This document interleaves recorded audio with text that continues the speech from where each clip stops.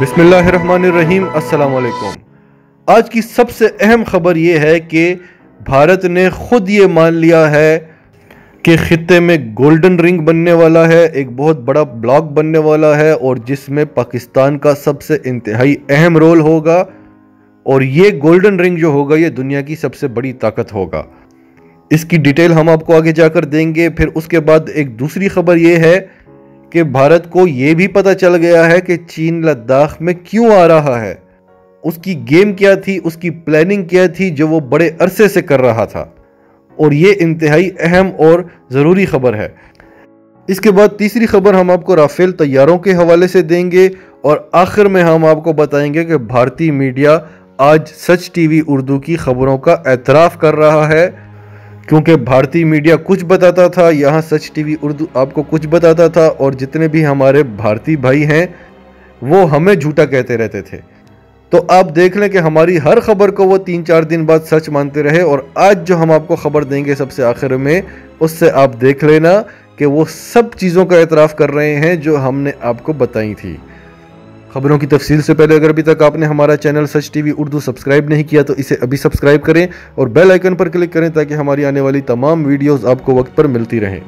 चीन ने बेहतरीन तरीके से उन तमाम साजिशों को कुचल कर रख दिया है जो पाकिस्तान और चीन के खिलाफ हो रही थी, जो CPEC के खिलाफ हो रही थी, और ऐसी गेम खेली है कि इन साजिशों में खुद इसराइल, भारत और अमेरिका फंस चुके हैं। और इस बात की तस्दीक खुद भारत कर रहा है, भारत के मीडिया हाउसेस कर रहे हैं। ईरान का सफ़ीर जो पाकिस्तान में मौजूद है उसने अपने हालिया बयान में कहा कि कुछ ऐसे ममालिक होते हैं जो अपने बलबूते पर किसी के साथ मुआहदे भी नहीं कर सकते, किसी के साथ तिजारती मुआहदे भी नहीं कर सकते। उनको छोटी छोटी बातों के लिए बड़े बड़े मुल्कों की इजाज़तें लेनी पड़ती हैं। अगर भारत को हर काम के लिए अमेरिका और इसराइल से इजाज़त लेनी पड़ती है कि वो इसराइल के साथ ये मुआहदा कर ले, इसराइल के साथ मिलकर ये काम कर ले, तो कभी भी भारत और ईरान के ताल्लुकात अच्छे नहीं रह सकते। इस वक्त पूरा भारत इस बात पर हैरान है कि ईरान भारत के इतने खिलाफ कैसे हो गया है। खित्ते में इस वक्त जो कुछ भी हो रहा है इसमें हमारी खुफिया एजेंसी, हमारी अफवाज पाकिस्तान, हमारे हीरोज़ और इमरान खान का इसमें कोई शक नहीं कि बहुत इम्पॉर्टेंट रोल है।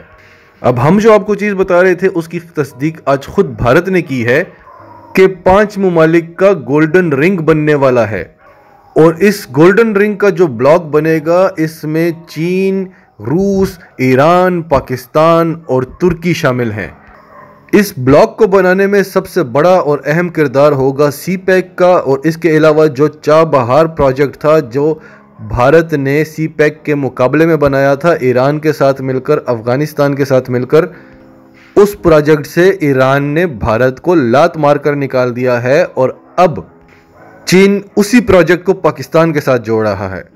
अब ये जो गोल्डन रिंग है, जो नया ब्लॉक बन रहा है, इससे अमेरिका, इसराइल और भारत शदीद परेशान हैं, क्योंकि उनके लिए जो सबसे बड़ा थ्रेट है रूस और चीन, वो 2 बड़ी ताकतें आपस में एक हो जाएंगी। फिर उसके बाद एक बहुत बड़ी ताकत जो है पाकिस्तान, जिसको वो हमेशा इस्तेमाल करता रहा जैसे अभी भारत को कर रहा है, वो जब चीन और रूस के साथ एक ब्लॉक में आ जाएगा तो कभी भी अमेरिका उससे कोई फ़ायदा नहीं ले सकेगा। और वैसे भी जब से इमरान खान की हुकूमत आई है अमेरिका को हर बात पर साफ इनकार किया गया है।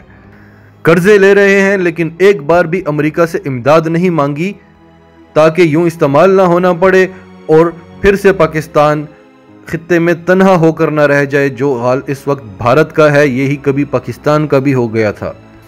यानी इस खित्ते में जो भी अमेरिका से दोस्ती करेगा उसका यही हाल होगा। अब भारत की परेशानी में मजीद इजाफा होने वाला है जब उसे पता नहीं है कि इस गोल्डन रिंग में इन 5 मुल्कों के अलावा एक और मुल्क भी आने वाला है जो अफगान तालिबान की हुकूमत होगी, वो वाला अफगानिस्तान, वो नहीं जो अशरफ गनी की हुकूमत है। और इसके अलावा चीन ने ईरान को कहा है कि तुमने हर जगह कश्मीर पर आवाज़ उठानी है, पाकिस्तान के साथ खड़े होना है। और तुर्की, जिससे अमेरिका वैसे ही खौफजदा रहता है, वो भी इस ब्लॉक में शामिल होगा। वो तो इन 5 ममालिक में पहले से मौजूद है। तो ये ब्लॉक दुनिया की एक बड़ी ताकत बन जाएगी, बल्कि दुनिया की सबसे बड़ी ताकत बन जाएगी, जिसमें पाकिस्तान भी होगा। और सबसे अहम किरदार भी पाकिस्तान का होगा, उसकी जोग्राफियाई अहमियत की वजह से, उसकी बहादुर फौज की वजह से और उसके एटमी ताकत होने की वजह से। चीन और रूस जैसी ताकतों का एक हो जाना भी काफ़ी है, और जब इसमें 4 मजीद मुस्लिम ममालिक होंगे, ताकतवर मुस्लिम ममालिक, तो कश्मीर पर फतवा आएगा कि वहाँ मुसलमानों पर जुल्म हो रहा है और ये उम्मत मुस्लिमा का मसला बन जाएगा। अब दूसरी जो बड़ी खबर है वो भी बड़ी मज़ेदार है। सच टीवी उर्दू तो आपको बताता रहा, लेकिन भारत को अब पता चला है, वरना आज तक तो भारत आपसे यही कहता रहा कि वो 2 किलोमीटर पीछे चले गए हैं, अमेरिका आ रहा है हमारी मदद को, मसल्स दिखा रहे हैं, मीडिया तो यही कहता रहा। लेकिन आज भारतीय मीडिया को समझ आई है कि चीन ने जो लद्दाख पर कब्जा किया है वो सी पैक के लिए किया है। एक तो उसे सी पैक के रूट तक पहुंचने में आज़ादी होगी, और दूसरा भारत को सी पैक से दूर रखा जाएगा, और इसकी प्लानिंग चीन बड़े अरसे से कर रहा था। और मजीद चीन भारत के साथ क्या करने वाला है वो भारत को अभी तक समझ नहीं आ रहा। चीन इस प्रोजेक्ट को खुद सिक्योर करना चाहता है क्योंकि उसकी बहुत बड़ी इन्वेस्टमेंट है, और वो जानता है कि पाकिस्तान में गद्दारों को सज़ा नहीं मिलती। और जो साउथ चाइना सी में जो हाल है, सारे ममालिक चीन के खिलाफ हुए हैं, और वो रास्ता वैसे भी चीन को बहुत लंबा पड़ता है, तो अगर गवादर को कोई नुकसान हुआ तो चीन फिर कहाँ जाएगा, क्या करेगा। आपको याद होगा कि जनरल राहील ने कहा था कि ये जो पाकिस्तान में गद्दार बैठे हुए हैं ये तो छोटे मोटे गद्दार हैं, ये तो कठपुतलियां हैं, हमने अंजाम पे उनको पहुंचाना है जो इनको चलाते हैं, जो इनके हैंडलर हैं। वो इनको कहते हैं कि मैं तुम्हें वज़ीर आज़म बनाऊंगा और तुम खुल के लूटो, खुल के खाओ, और हमारे ये काम तुमने करने हैं।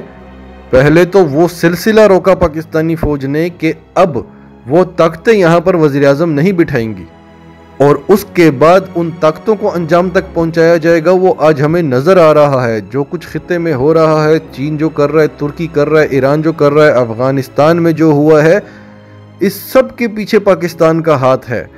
और इस सब से जिसकी रातों की नींद हराम हुई है वो सबसे पहले भारत, फिर इसराइल और अमेरिका हैं। अब तीसरी बड़ी खबर जो है कि हमने जैसे आपको बताया था 27 जुलाई को इंडिया को राफेल तैयारे मिलने वाले हैं, और भारतीय एयरफोर्स ने ये फैसला किया है कि वो इन तैयारों को लद्दाख में तैनात करेंगे। हमने आपको पहले ही बताया था कि भारत ये गलती करेगा और उसके बाद ये फिर मसल्स दिखाने की कोशिश करेंगे, छेड़छाड़ शुरू करेंगे, और इनसे कोई ना कोई ऐसी हरकत होगी कि चीन को इनका एक राफेल तैयारा गिराना पड़ेगा। और चीन को आप जानते हैं वो खामोश पैगाम देता है। उसने S-400 एंटी मिसाइल सिस्टम पहले से वहाँ पर तैनात किया हुआ है।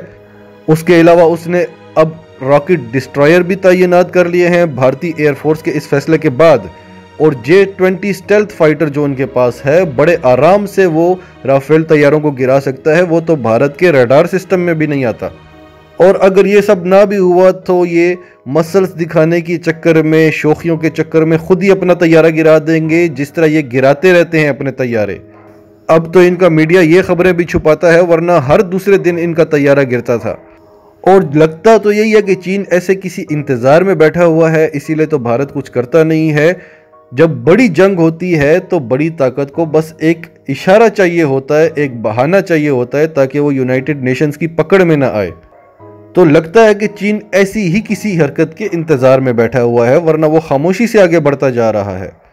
अब अगली खबर जो हम आपको बताने जा रहे हैं कि जो सच टीवी उर्दू बार बार बताता रहा कि चीन कोई पीछे नहीं हट रहा, चीन मज़ीद आगे बढ़ता जा रहा है, लेकिन भारतीय मीडिया झूठ फैलाता रहा कि चीनी फौजें पीछे हट रही हैं।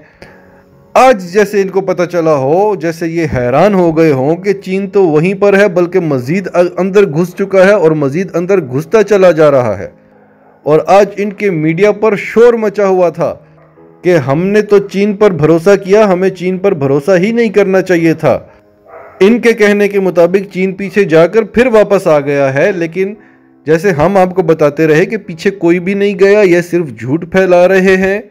आज जब इन्होंने देखा कि चीन तो वहां से भी आगे बढ़ चुका है, तो इनको लगा कि वो पीछे चला गया था और अब फिर वापस आ गया है।